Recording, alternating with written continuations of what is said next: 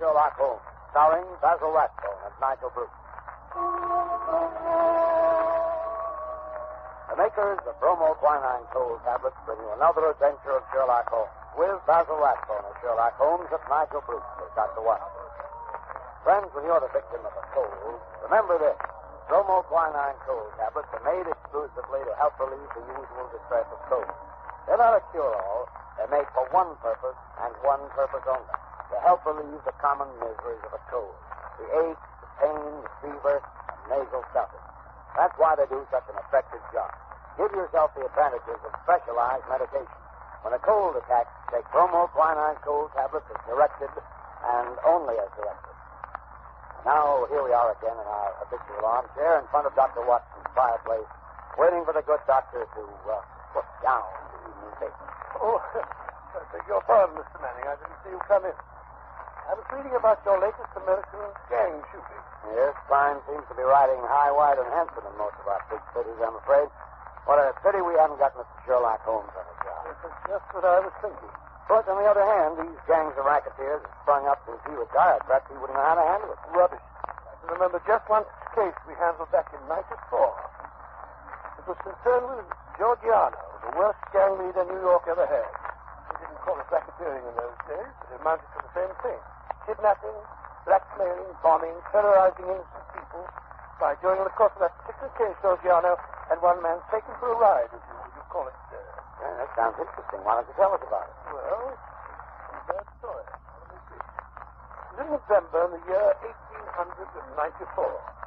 Holmes and I were sitting in our rooms in Baker Street. Well, I thought you said this story was about the head of a New York gang. Yes, so I did, Mr. Manning, so I did. Don't you interrupt. Even famous gangsters have been known to travel about from time to time. Well, as I was saying, Holmes and I were sitting in our rooms in Baker Street, and our housekeeper, Mrs. Hudson, ushered in a friend of hers, a landlady who kept lodgings in Great Orm Street. Holmes invited her to sit down. The poor woman was obviously harassed and kept sucking away at the fringe of her cape.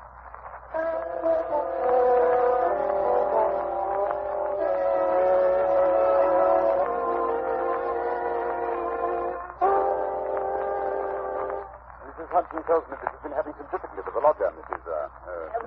Warren, that's the thank name. you. No, Mr. Henry, you couldn't call it difficulty I'm having. And it was a lodger that was easier to do for. It's just that I don't see him from one weekend to the other. Oh, come now. That's nothing to be uneasy about. My best Mrs. Warren, if I were your lodger, there would be many occasions when you wouldn't see me for weeks at a time. I work a good deal at night, you know, and do my sleeping by day. Oh, no doubt, Mr. Holmes. But this is different. He never goes out, not even at night. I've waited up to find out. I never see his face, not even when he pays his bills. Not a sign of him ever seen for the last 3 weeks. And how do you know he's still there? Like he's trying to get away from something? Oh, it frightens me, Mr. Holmes. I can't sleep for fright. When did this lodger first come to you? 3 weeks back it was. He asked me terms and I paid 50 shillings a week. You see, there's a fine sitting room and bedroom all complete like at the top of the house. Yes, indeed. Go on. Well, Mr. Holmes, he says to me, I'll pay £5 a week if I can have it on my own terms. He took a £10 note out of his pocket then and there and gave it to me 2 weeks in advance. Then he says he's to be left entirely to himself and never for any excuse are we to disturb him. So he took the rooms and hasn't been out since. Oh, yes, he has, sir. What? But I thought you said that he... Just what it was, sir, that first night. He went out and returned very late. He was all in bed, but I heard him walking up the stairs. And his door shut and locked. Oh, it keeps it locked. And I ain't seen him since. But his meals.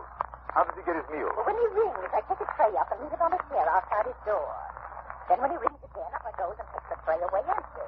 If he wasn't anything else, he writes it on a bit of paper and leaves it on the tray. I see. Have you brought any of those bits of paper with you? Yes, Mr. Holmes. There's been 3. Good. Here they are. Uh-huh. When today? Most interesting. Written with a broad, pointed, violet-tipped pencil and printed. Well, what do they say, Holmes? The messages are quite laconic, my dear Watson. Soap, Daily Gazette, and match. They open up a very pleasing field of intelligent speculation. Suggestive, Watson, very suggestive. The gentleman... Anything very unusual about those papers? No. That's printed. The gentleman doesn't wish Mrs. Warren to obtain a sample of his handwriting. And here, look. On this lip, after the soap, a corner has been torn away. There is evidently some mark, perhaps a thumbprint. might give a clue to the man's identity. Furthermore, the person is undoubtedly a foreigner. Oh, and how do you deduce that? When he writes match, not matches. You must look the word up in the dictionary, which gave only the singular, of course. Now, Mrs. Warren, what did your lodger look like when he came to take the room? Youngish he was, Mr. Holmes, not over 30. Middle size, dark, and he had a beard. Spoke English? Yes, sir, he spoke English well enough, but with an accent. He was a foreigner. What did I tell you, Watson? What did I tell you? Did he give his name? No, sir. He had any letters or callers? No, sir. Where did he retire when you or the girl go in to do his in the morning? We don't go in, sir. He does for himself. Oh, I see, yes, interesting. And you say nothing has come out of that room? Absolutely nothing? Just 2 burnt matches and a cigarette end. They was on the tray this morning. You brought them with you? Oh, that I did, sir. Mrs. Hudson told me as how you said nothing was too small to take notice of. Mrs. Hudson was right. Yes, sir, here you be. These matches were used to light cigarettes. Steady. How can you tell what the matches were used for? Quite obvious, my dear. Wasn't quite obvious. The shortness of the burnt end. At least half a match is consumed in lighting a pipe or a cigar. Hello. Well. This cigarette is certainly remarkable. Yes, Mrs. Warren. The gentleman who is now living in your rooms is not the gentleman who engaged them. No, Holmes, you can't tell us that. You can deduce that from the cigarette itself. Elementary, my dear Watson, elementary. Notice the size of the thing. I believe you said the first gentleman had a beard, Mrs. Warren. Yes, sir, a black beard it was, and a flowing moustache. Yes. Now, take the cigarette. Only a clean-shaven man could have smoked it down this far. Why, Watson, even that bristle you call a moustache would have been singed. That's not very funny. Perhaps he used a holder. Impossible, my dear fellow. Notice the way that it's matted at the end. No, it's a different person entirely. How could he have got in? Well, he went out the first night, Mrs. Warren tells us. But did the same man return? I think not. I think it was the second chap who came back. The one for whom the first man took the room. Perhaps they both returned. Possibly that there are 2 men in those rooms. Excellent, my dear Watson, excellent. You're coming along. Now, tell me, Mrs. Warren, how much does the fellow eat? Would it be enough for 2? Oh, no, sir. He eats so little I often wonder if he can keep life in one. Well, that settles that. Oh?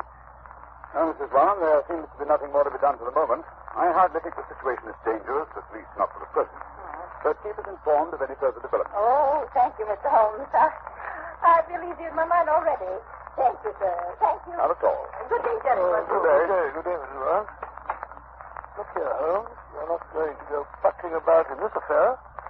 The man is probably just a harmless eccentric of some sort. You never know, Watson. You never know. Whoever he is, he's living in terror. Huh? Terror of what, I wonder? Oh, rubbish. Besides, who's going to foot the bill? What do you expect to get out of a case like this? Education? The pursuit of knowledge, Watson, is my great hobby. Pursuit of knowledge of afoot. Curiosity, that's what it is. Plain, unadulterated curiosity. Oh, possibly, Watson, possibly. Education, pursuit of knowledge, curiosity. Perhaps they all amount to the same thing. Where are you going to look for your education in this case, if I may ask? In the Daily Gazette, my dear fellow, in the Daily Gazette. A newspaper is often a very storehouse of knowledge.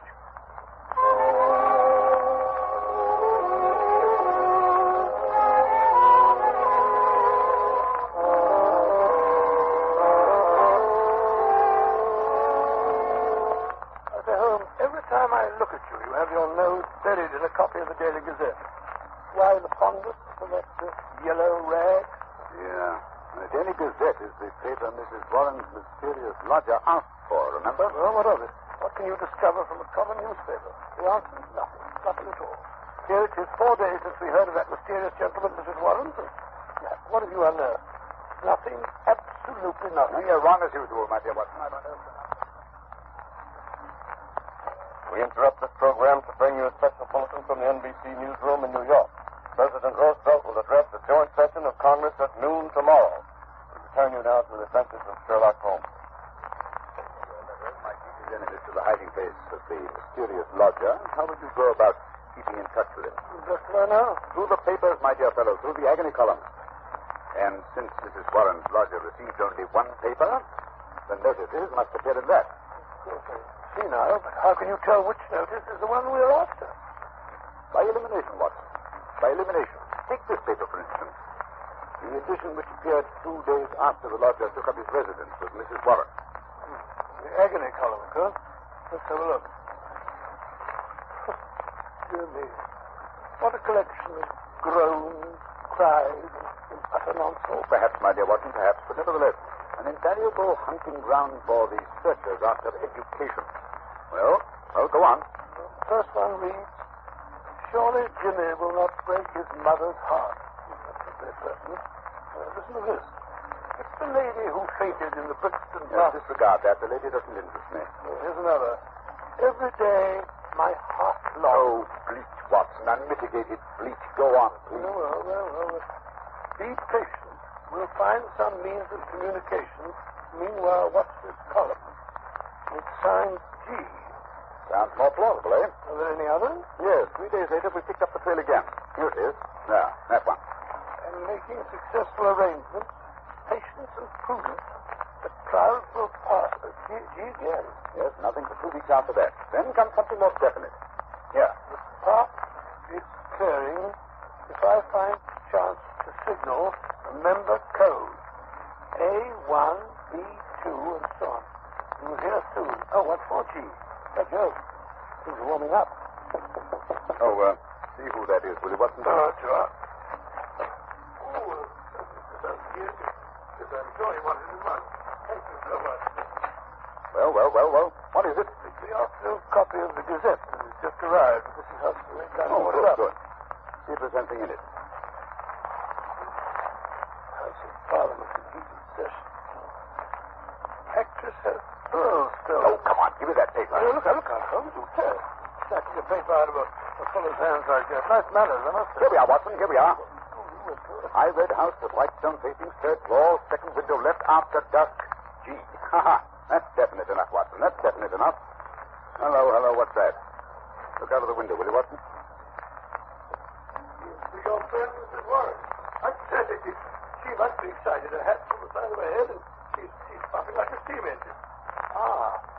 There's Mrs. Hudson. Just let her in. Yeah, something's happened. We weren't there. Confound it, Watson. I hope nothing did it. Come in. Oh. Mrs. Warren, what's up? Oh, Mr. Holmes, sir, I come as fast as I could. Yes, well, here, take a chair and get your breath. Oh. No, wait a minute.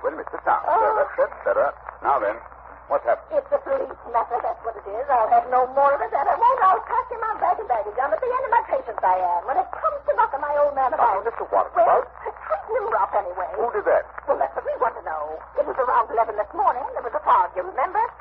Well, I sent Mr. Warren around to get me some money in for the stew we were to have for lunch. Well, he says he got no more than 10 paces down the road when 2 men come up behind him, threw a coat over his head, and bundled him into a cab that was standing beside the curb. 12 o'clock, 1 o'clock, and he don't come back. And there am I and me stew left waiting for the onions. Well, at 2 o'clock, it's about the stew anyhow. And you know what a stew is like without onions. Yes, it's like tea without... Yes, without milk. I like mine. Well, tea without milk is about that. It's one of the most... Go on, Mrs. Warren. Go on, never mind. Yes, well, at 3 o'clock, my old man comes home, all black and blue, and his coat torn. At first, I think he's been in some pub. He's got a weakness for a drunk now and then. Yes.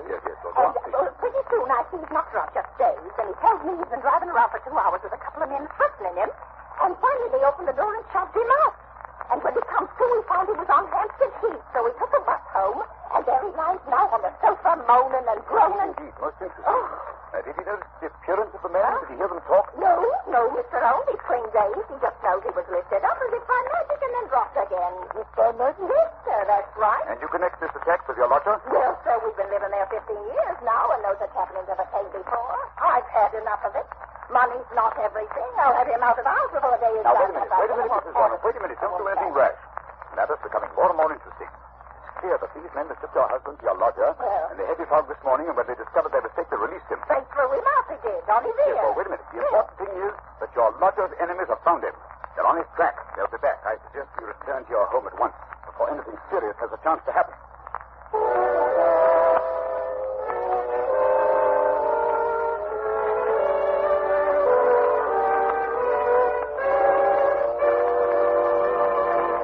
Just a moment, we'll rejoin Sherlock Holmes as he endeavors to solve the mystery of Mrs. Warren's lodger. Ladies and gentlemen, in every American city, town, or village, you'll find a group of people who are worthy of the highest praise. The American druggists, men and women who are always on the job to serve our needs day and night. This evening, we have a very welcome guest, a druggist from the city of the famous Mardi Gras, colorful New Orleans, Mr. Wally Schweikart of the Schaefer and Schweikart Pharmacy at Carrollton and Jeanette. Now, here's what happened the other day when a friend of mine visited the Schaefer and Schweikart pharmacy. Mr. Schweikart, you certainly have a fine modern drugstore. How long have you been serving this neighborhood? About 25 years. Well, sir, it's a long time. Say, what were those big buildings I just passed on the way out? Why, the famous Tulane and Loyola University.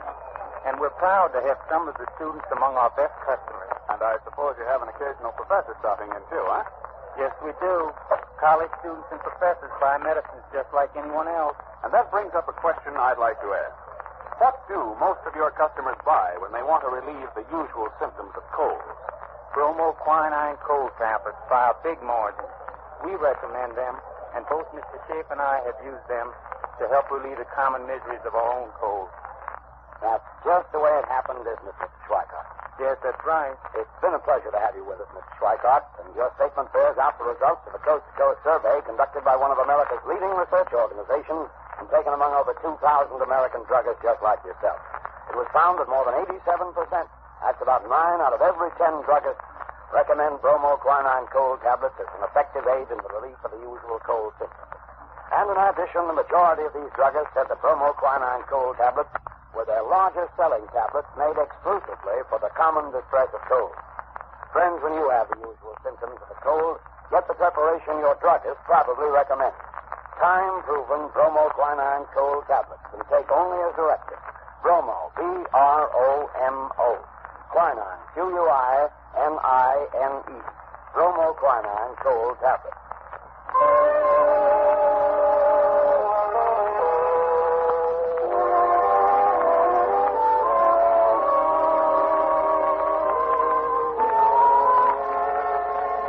This is my house, sir. It's very tidy indeed. Starched curtains, polished doorknobs. I do my best, Mr. Holmes. Now, we'll wrap it like you. Those windows on the top floor where the lamp is lit. Those are the lodgers' rooms, I take it? Yes, sir. Oh, here's the key. You slipped inside the letter number bag. Will you come in, gentlemen? Holmes? The door's open. Come on in.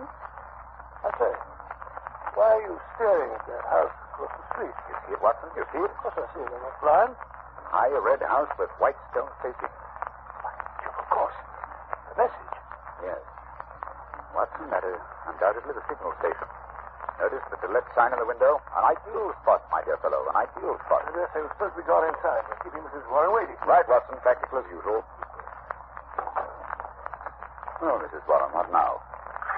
I don't rightly know, sir. I suppose we begin by taking a look at this mysterious lodger of yours. Well, how are you going to manage that if he keeps the door locked? When do you take his next tray up to me, Mrs. Warren? He usually has his tea around 4:30. 4:30, eh? It's almost that now. Is there any chance, another room with a door opening onto this corridor? No, sir, that is... Oh, wait a minute, sir.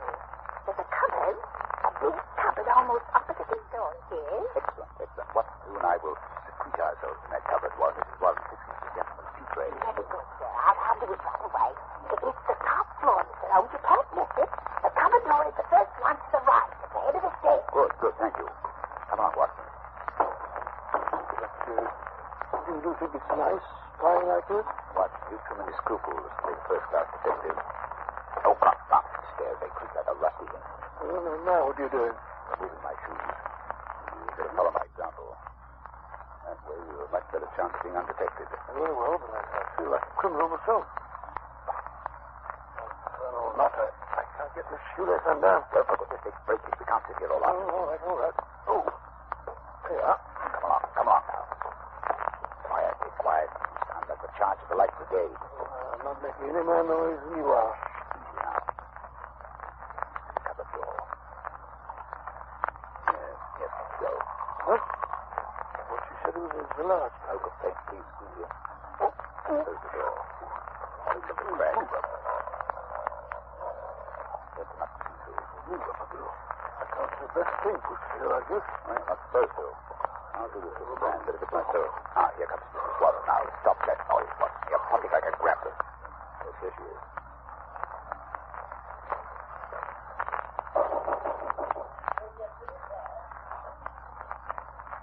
Sit down, chair.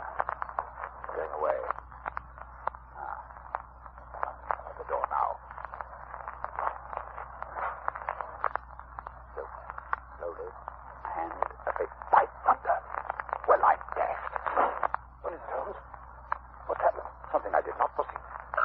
upstairs quickly, Watson. My own excitement. Who was it? Who opened the door? Remember, I deduced the substitution of lodgers, Watson? Yes? What I did not foresee was that we should find a woman, no ordinary woman, Watson. No, of course not. Dark, young, handsome, with a face etched with terror. Terror? Do you think she saw us? I think she suspected our presence. Well, what do we do now? We put on our shoes. We're going to spend the next few minutes on the front doorstep. Why? You remember the message said that G would communicate with the lady at dusk today? We must keep an eye on the window opposite. Yes, but that's It's almost dark now. Come along.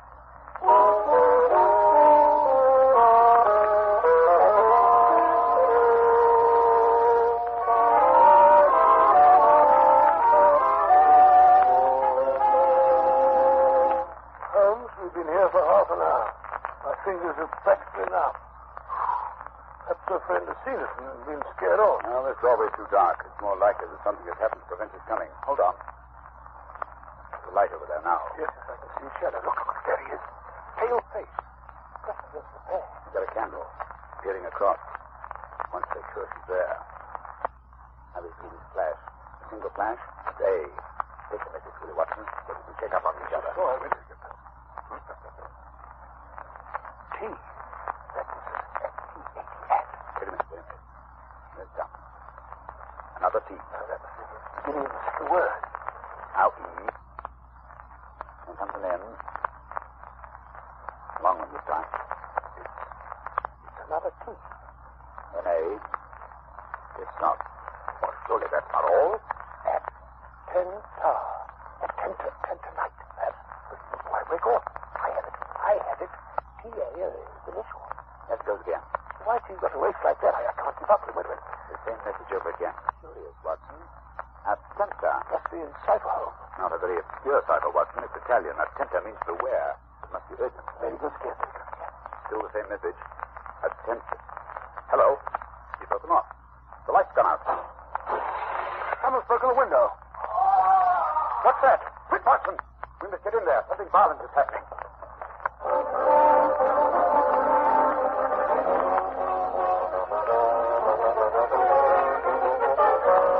The door's unlocked, Holmes. Come along, Ben. Keep your revolver handy. Dark, I can't see a face.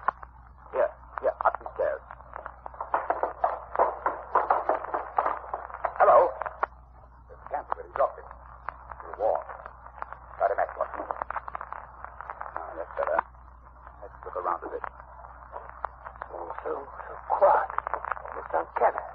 Where could he have gone? There's the broken window. And here, look here, Watson. Blood. A trail of blood on heavy objects has been dragged along the floor. Use this cupboard door. Open it, Watson. Is it open? Oh, very well. Holmes, look. On the floor, a man. On his back and covered with blood. Look, there's a knife. A knife sticking straight up. Driven blade deep into the body. A terrific blow. Give me that candle. Let's have a look at it. Yes. There. Look at the red circle drawn on the floor under his head. A halo in blood. Holmes, what are you doing with that candle? Finishing the message. I think it will be helpful. Let's get to the root of this mystery. I must find out how he got there. You mean this man? Then you recognize him? Naturally, Watson. It's Black Georgiano, the head of the most terrible band of criminals in America. Like Georgiano. Gee, Georgiano. Then it must be he who sent the message. What's he doing over here in England? That's the question you must ask a lady from across the street. We should be here in a moment. I signaled her to come. Here she is. What is it? I have a cold. Ah, fool. What is it? What have you done with me? You must prepare yourself for a nasty shock, madam. My husband, what has happened? What are you hiding from me? Who is that on the floor? I beg of you not... Oh, let me see. Georgiano. Tell me, you're seeing him. He's there. Please don't be so upset, madam. But it is wonderful, marvelous. What? You are the police. You have killed him. Oh, I'm so happy. You have killed He him. was dead when we found him. How so? Then it was my Jenna who killed him. My wonderful Jenna. He has done it before perfectly.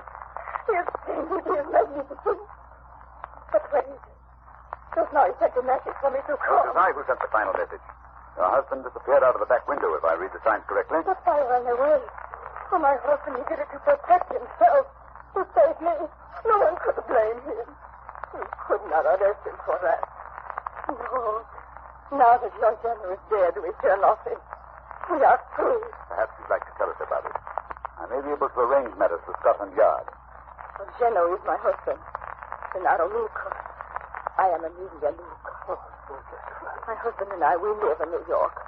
We are happy until my Geno's brother, he meets this Giorgiano. He was a devil. A monster. There is no judge in the world who would punish my husband because he killed him. Yes, I understand he had rather an unsavory character. He was a king. He makes the young Italian men join in his society. Gennaro's brother was one of his men. He cannot break away. He must do the most terrible thing. And then one night he say no. He is shot. Shot in the back. In the back? Quite a sportsman, huh? What? After that, this Giorgiano, he say my husband must join his gang. He began to make love to me. He was terrible. I was so afraid. So you ran away? Yes. One night we go on a boat for England. But we know Giorgiano will follow us when he finds out. My Geno, he hide me where I will be safe. He knows Giorgiano will come, and he waits for him outside. Tonight he arrives at last. But my Geno is ready. He is prepared to kill him. Oh, he is a hero, my Gennaro. Holmes, I don't know what the British point of view will be, but I imagine that in New York, this lady's husband will receive a pretty general vote of thanks. Oh, I think we can arrange the British point of view, Watson. Scotland Yard has been on the lookout for this Giorgiano since they heard he had landed. Mr. Luca has just taken a little bit of work, that's all. And now, Mrs. Luca, if you'll come with me, I believe we can arrange matters satisfactorily. Gracias, senor, gracias. I'm so happy. Well, it's been an interesting case, Holmes, but I still can't for the life of me see what you expect to get out of it. Education, Watson, a little more education. Always seeking knowledge at the old university. In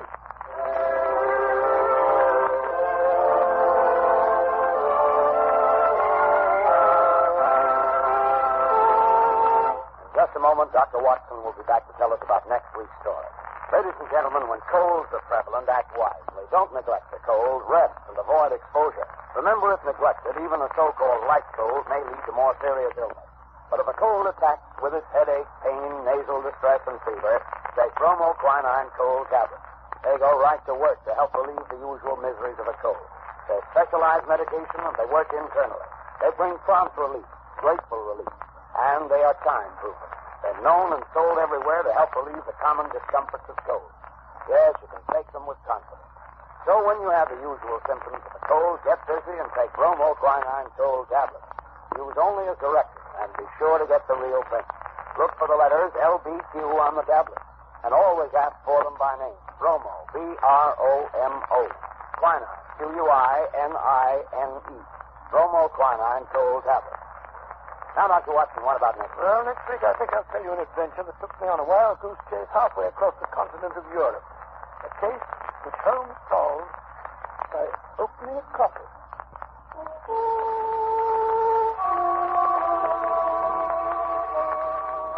You have been listening to a Sherlock Holmes adventure adapted from Sir Arthur Conan Doyle's story, The Adventure of the Red Circle, with Basil Rathbone as Sherlock Holmes and Nigel Bruce as Dr. Watson. The dramatization was by Edith Miser, musical interludes composed and conducted by Lou Crossmark. This program is presented from Hollywood each week at this time by the makers of bromoquinine cold tablets, prompt relief for cold distress. This is not managed speaking. Christmas seals are the stamps that help fight tuberculosis. Your contribution to the health and strength of our nation. Buy your Christmas seals today. This is the Red Network of the National Broadcasting Company.